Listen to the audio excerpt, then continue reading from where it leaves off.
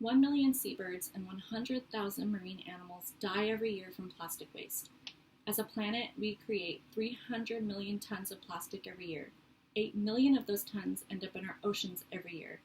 Plastic debris makes up 80% of our plastic waste in our oceans. As a frequent beachgoer, I love the ocean, I love the beach, and I love marine life. Orcas happen to be my favorite animal.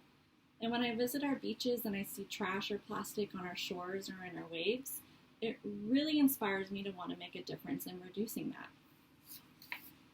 I want to provide you all with some hard facts on what plastic pollution is doing to our oceans, our marine ecosystems, and our marine life that live under the surface and on our coasts as well. I also want to provide you with 7 ways in hopes to persuade you to make a difference with some small steps. I want to start with the hard facts, and these high percentages, I want them to alarm you only because we need urgent change right now. So for our marine life, coastal and the ones that live in the ocean, they're getting entangled and consuming plastic waste, and they're seriously affected. It harms their ability to function, survive, and reproduce. It limits their emotion, ability to feed, and causes infections and injuries. And when they're eating this plastic, they feel full, but they're not getting any nutrients, so it's leading to starvation. And it's also halting their reproductive ability, which can lead to a lower number of species, which can lead to extinction. The website China Dialogue Ocean, there's an article by Emma Bryce and Mary Flora Hart that says 90% of seabirds and 52% of all turtles on the planet have consumed plastic. Researchers have also discovered that organisms as small as the polyps on coral have consumed microplastics, which look very similar to plankton. If we continue to produce plastic at the rate that we are today, the amount of plastic in the ocean could outweigh the number of fish by 2050. That's not very far away. Plastic is a synthetic organic polymer made from petroleum.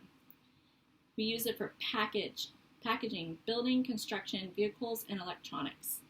It's cheap and lightweight, and it's strong and malleable, which means we have a variety of use for it.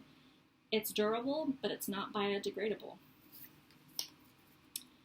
The plastic's getting into the ocean by sometimes ships that are losing cargo. 10% of it is called ghost gear, which is abandoned plastic fishing nets and long lines. A vast number of it enters the water from land, and the ocean is also an endpoint for thousands of rivers. There could be up to 5 trillion individual pieces of plastic in our oceans. When the plastic enters the ocean, the harsh conditions and constant motion break it down into particles, which is called microplastics. And again, those microplastics are what the coral is consuming, and it's very hard to retrieve that plastic from deep in the ocean. So it's not just marine life and our ocean ecosystems that are affected, it's all of us. The ocean currents take the plastic to places as far away as Antarctica and as deep as the Mariana Trench, which is the deepest trench on planet Earth. There's also the Great Pacific Garbage Patch, which I'm sure some of you have heard of. It's a floating plastic island in the middle of the ocean, and it's 3 times the size of France. So this is harmful to us as humans because it affects our food safety and health, our human health, coastal tourism, and it contributes to climate change. The International Union for Conservation of Nature website, also known as IUCN, lists these effects in detail. For food and health, plastic has been identified in water, beer, and salt, and it's also present in samples from the Arctic Ocean. The chemicals in plastic cause developmental, immune disorders, reproductive, and neurological disorders. For tourism, it affects the aesthetic value, it lowers tourist-related income, and it causes major maintenance issues and cleaning issues. For climate, again, plastic is a petroleum product, so if it's incinerated, meaning if you burn it, it releases carbon dioxide, which increases carbon emissions.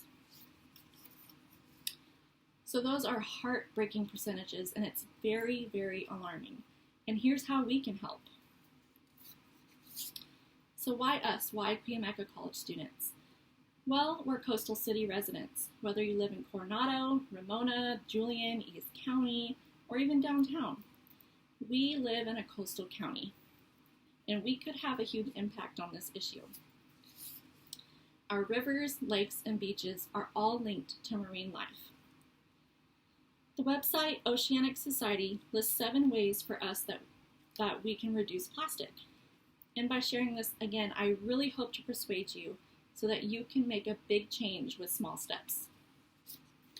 Are you done? No, baby, not yet. Okay. Step number 1, reduce single-use plastics. When you're packing your lunches or your kids' lunches, try to pack silverware and not plasticware. That way you're just bringing it home to wash and not throwing it in the garbage.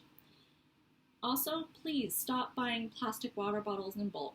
Buy yourself a durable, reusable water bottle.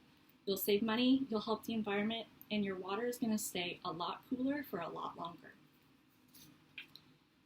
Recycle properly. As San Diego residents, many of us, if not all of us, recycle. Pay attention to all the things that you are recycling, not just your soup cans that you washed out. I really pay attention to the tiny dressing cups and sauce cups that I get in my to-go orders. I make sure I recycle the cup and the lid. I also cut those plastic soda holders, that have the holes. I cut all the holes to make sure that marine life don't get entangled in them. Excuse me. Step number 3, participate or organize a beach, lake, or river cleanup.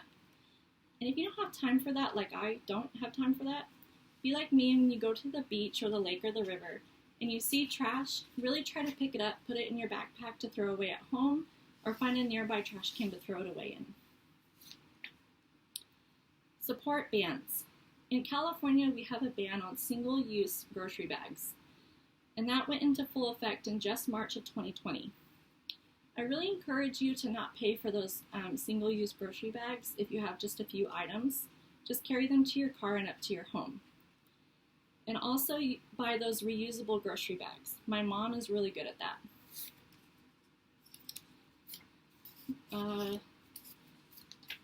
Number 5. This one was really alarming to me. Avoid products that have microbeads in them. You can look for these products by identifying the ingredients polyethylene or polypropylene. These microbeads are found in face washes, body washes, toothpaste, and body scrubs. And I checked 2 of my products and those ingredients were not listed. Number 6, spread the word. Tell your friends and family about how they can reduce the amount of plastic in the oceans. Encourage them to spread the word even further. Again, as a coastal city, we can make a big difference. Lastly, support organizations.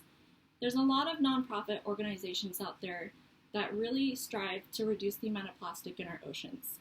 Oceanic Society is one of them, Plastic Pollution Coalition, and Plastic Soup Foundation, just to name a few. A small donation can make a big change. Marine plastic pollution costs the world $2.5 trillion annually. It's best for us to just do our part. Recycling a ton of plastic equals hundreds of dollars as opposed to the thousands of dollars it costs if plastic continues to go into our marine environment. These 7 steps only scratch the surface, but it can lead to big change, and we are also inspiring future generations. In our lifetime, we won't see a 0% of plastic in our oceans, but the 7 steps can for sure lower those percentages. I know those percentages were high and those facts were alarming, but the 7 steps can make a change even if you just do 3 of them. It doesn't take much to make a difference, but it does take something. Thank you.